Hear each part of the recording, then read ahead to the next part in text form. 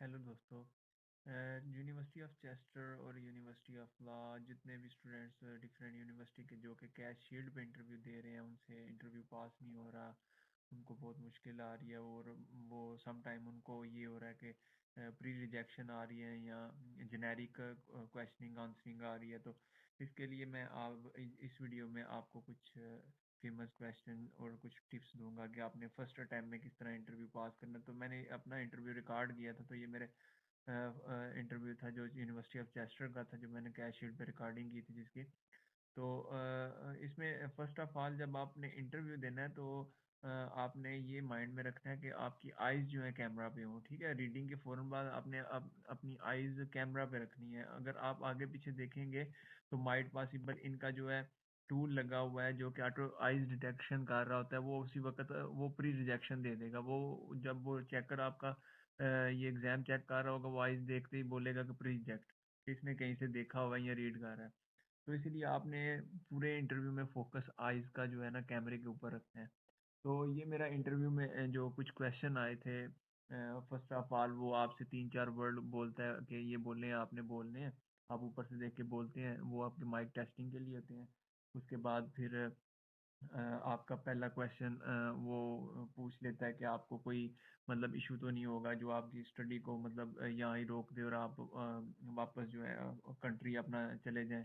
इस तरह के क्वेश्चन होंगे। तो ये मेरे उसने ये क्वेश्चन किया था, प्रोवाइड करो एक ओवरव्यू अपने टॉपिक्स का जो कि आपने चूज़ किया हुआ है। ठीक है, जो कोर्स चूज़ किया हुआ है उसका टॉपिक कोई भी जो है उसको ओवरव्यू उसका दो। ठीक है, तो ये आपने फोकस रखना है, ये जस्ट 1 मिनट का होगा। ठीक है, तो ऊपर टाइम बहुत मैनेज कर रहा है, तो आपने तो अगर आप किसी से तैयारी कर रहे हैं तो वो आपको बहुत लेंथी तैयारी करवाएगा, लेकिन इधर आपके पास टाइम ही नहीं होगा। तो आपने अपनी वर्डिंग को शॉर्ट रखना है और टू द पॉइंट रखना है। ठीक है, तो इसी तरह इसका मैंने आंसर दिया, आपने जो भी मेरा कोर्स था उसका ओवरव्यू मैंने थोड़ा सा दिया।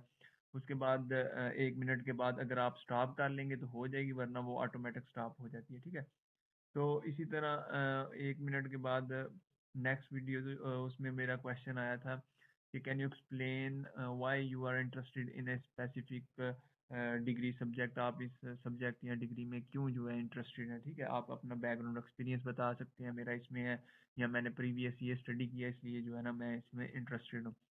इसी तरह उसने मुझसे नेक्स्ट क्वेश्चन पूछा था कि कोई भी 3 मॉड्यूल्स के नाम बता दें। ठीक है, जो आपने पढ़ने हैं और उनकी डिटेल थोड़ी-सी बता दें। ठीक है, और वो किस तरह आपकी डेवलपमेंट किस तरह वो आपकी हेल्प करेंगे फ्यूचर में। ठीक है, इसके बारे में कुछ बता दें। तो ये उसमें मैंने इसका थोड़ा बताया था। फिर कह रहा है कि बताएँ कि आप इस डिग्री में क्यों इंटरेस्टेड हैं। ठीक है, आपने ये भी बताना है। इसके बाद उसने मुझे 3 मॉड्यूल के बाद उसने फिर मुझे एक क्वेश्चन किया, ये जो सबसे फेमस क्वेश्चन आजकल ये जो आ रहा होता है, how did the reputation of universities, UK universities as a whole impact your decision to study in that country.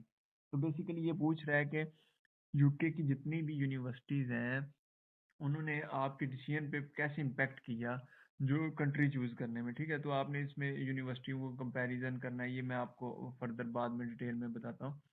तो ये इस तरह के क्वेश्चन जो आ रहे थे। ठीक है, आपका लॉन्ग टर्म कैरियर प्लान क्या है जी, मैं अपने कंट्री वापस जाऊंगा, ये करूंगा वो करूंगा, ये सारा कुछ आपने बताना है इसमें।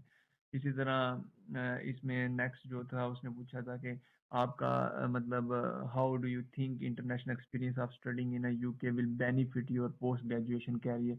मतलब ये आपको क्या फ़ायदा डिग्री देगी फ्यूचर में, इस तरह का क्वेश्चन। ये थोड़ा सा होता है, स्टूडेंट को इसमें कंफ्यूज हो जाता है।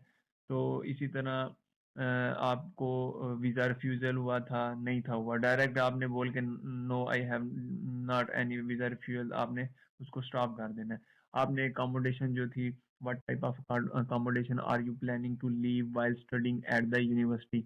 देख लें, उसने इधर पूछा है कि आप किस तरह की अकोमोडेशन चाह रहे हैं, तो आपने बता देना है मैं प्राइवेट अकोमोडेशन, अगर ठीक है वो ये है, या यूनिवर्सिटी की अकोमोडेशन है तो वो इसलिए। उसकी फर्दर मैं डिटेल बताता हूँ। इसमें उसने क्वेश्चन किया है कि अगर करेंसी एक्सचेंज रेट और उसमें आप कैसे मैनेज कर रहे हैं अपने बजट को, क्योंकि करेंसी रेट एक्सचेंज भी आपको पता है कि हर एक कंट्री का, पाकिस्तान, इंडिया, बांग्लादेश, उनके अलग अलग हैं। तो आप इसमें अपने बैंक स्टेटमेंट के बारे में वो बेसिकली आपसे पूछ रहे हो, वो डायरेक्ट क्वेश्चन इस तरह कर रहा है कि स्टूडेंट कंफ्यूज हो रहा है। तो इसी तरह वो पूछ रहा है कि आप क्या एक्सपेक्टेशन कर रहे हैं यूके के कल्चर में और अपने होम कंट्री के कल्चर में, ठीक है? तो इसमें आप बता सकते हैं।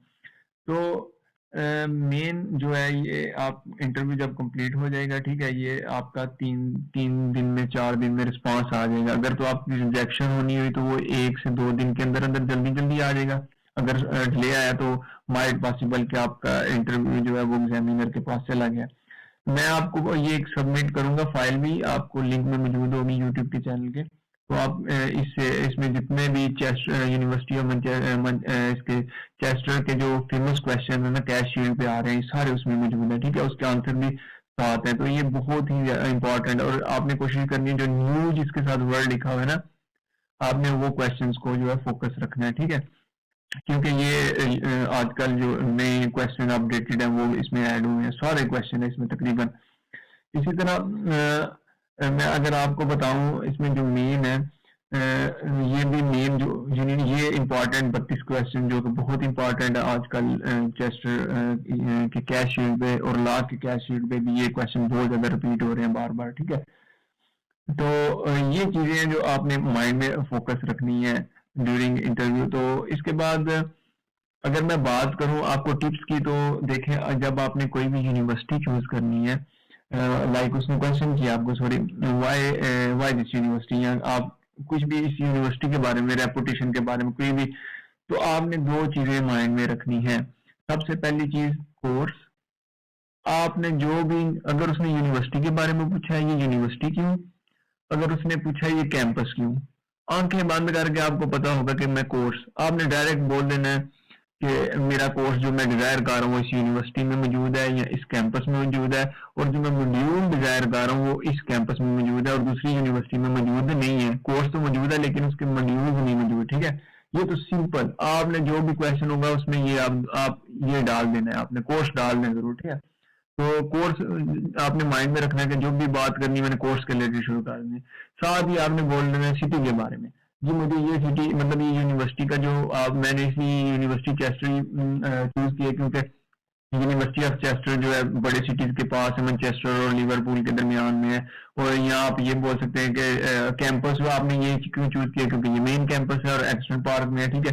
सिटी की आपने बात कर देनी, ठीक है? ये सिटी जो है चेस्टर सिटी में है और इसमें ये है फायदे। इसके बाद आपने फैसिलिटीज की बात कर देनी है, चाहे वो यूनिवर्सिटी की फैसिलिटी हो चाहे कैंपस की। अगर यूनिवर्सिटी के रिलेटेड क्वेश्चन है तो आपने यूनिवर्सिटी की फैसिलिटीज बतानी है, अगर कैंपस के रिलेटेड है तो आपने कैंपस के फैसिलिटीज को बता देना, ठीक है? ये 3 पॉइंट तो आपके हर जगह में आ जाएंगे, ठीक है? कोर्स, सिटी, फैसिलिटीज, ये आपने दिमाग में आपने रख लेने हैं जब भी आपने आंसर देना है ना यूनिवर्सिटी या कैंपस के बारे में, ठीक है? कोर्स मेरा यहाँ पे ये कोर्स है इसलिए मैं, और मेरा सिटी जो है फेवरेट है इसलिए, और ये यूनिवर्सिटी या ये कैंपस में ये फैसिलिटीज है इसलिए मैंने इसको चूज किया एज कम्पेयर टू अदर। और फैसिलिटीज जो है इसमें जो जेनेरिक आंसर आप दे रहे होते हैं ना वो इसलिए दे रहे होते हैं कि वो कह रहा होता है कि आप यूनिवर्सिटी की वेबसाइट पे जाके कैंपस में वो फैसिलिटीज देखें कि वो कैंपस क्या क्या प्रोवाइड कर रहा है। आप खुद से ना बोलेंगे इधर ये भी है, ये ना, जो उनकी वेबसाइट पे मेंशन है आप वो चीजें बोलेंगे तो तब वो जेनेरिक का आंसर खत्म करेगा, वरना वो बोलेगा ये जेनेरिक दे रहा है। उसके बाद अगर आपने ये 3 चीजें, तो 1 मिनट में मेरे ख्याल से आपका आंसर इधर ही कंप्लीट हो जाएगा ये तीनों चीजों में। हाँ, अगर आपने एक्स्ट्रा डालना है आप उसका वार्ड डालें, ये यूनिवर्सिटी ये वार्ड जीते हैं, ये इसकी रैंकिंग है वर्ल्ड में, ठीक है? इसको आप देख सकते हैं कि मैंने दूसरी यूनिवर्सिटी इसलिए चूज नहीं की कि उसकी फीस जो है वो ज्यादा है और इसकी फीस कम है, ठीक है, या फीस अफोर्डेबल है। इसी तरह आप अकोमोडेशन में अगर वो बात करें तो आप बोलना है कि वही बात है, अकोमोडेशन में आपने ये डाल देना है कि ये सिटी जो है था अकोमोडेशन का, ठीक है, वो मेरा ये सिटी है। उसके बाद फैसिलिटीज डाल देनी है, ठीक है? फैसिलिटीज के बाद आपने अकोमोडेशन की जो फैसिलिटीज वो आपको क्या क्या प्रोवाइड, मुझे उसने पूछा था कि आपको ये फैसिलिटीज जो है क्या सिक्योरिटी की फैसिलिटीज क्या प्रोवाइड कर रहा है, तो मैंने उसको बोला कि इधर सिक्योर सीसीटीवी कैमराज हैं, इधर जो है कार्ड लॉक है और एवरी गेट जो है वो लॉक्ड है और अनऑथराइज पर्सन नहीं आ सकता, ठीक है? तो उसमें अकोमोडेशन की सिक्योरिटी आप उसमें डाल सकते हैं। ये मेरे लिए अफोर्डेबल है इसलिए मैंने यूनिवर्सिटी की चूज नहीं की बल्कि प्राइवेट की है क्योंकि इधर मेरे दोस्त हैं या और भी स्टूडेंट्स रह रहे हैं, ठीक है? इसी तरह वाई दिस कंट्री, और ये तो इसका सबसे पहला तो यही होगा कि एज कम्पेयर टू अदर। इसमें डिग्री जो है MS 1 ईयर का है और दूसरी कंट्रीज में जो है वो 2 ईयर्स का है और इसकी अफोर्डेबल है। वो बातें आ जाके इधर यार ये अफोर्डेबल है, मेरा जो कोर्स है वो इधर बहुत अच्छा है, मतलब टॉप 8 रिसर्च चल इस कोर्स में और वर्ल्ड की टॉप सेकंड एजुकेशन यूके की। तो बेसिकली सारी आपका जो सिनेरियो है ना वो इधर ही घूम रहा होता है। तो इसी तरह आपने अपनी फिर अगेन आपने अपनी आईज जो है वो फोकस रखनी है कैमरा पे, ठीक है। और उसके बाद 1 या 2 मिनट का क्वेश्चन होता है। 2 मिनट वाला या 1.30 सेकंड वाला जो होगा ना वो यही होगा इंट्रोडक्शन वाला, या कोई आपके प्रीवियस पूछ लेगा, ठीक है। और आपने जो डाटा कलेक्ट करना है वो वेबसाइट से करना है, ठीक है। तो ये बेसिकली कुछ चीजें हैं और ये क्वेश्चन और आंसर मैं आपको सारे भेज दूंगा, ठीक है। लिंक में आप उसको एक्सेस कर सकते हैं। और मैंने एक अपनी भी फाइल बनाई हुई है जिसमें मैंने अपने कोर्स के रिलेटेड आंसर लिखे हुए हैं, वो भी मैं आपको भेज दूंगा, ठीक है। ये सारे टॉप के आंसर है और ये मैं आपको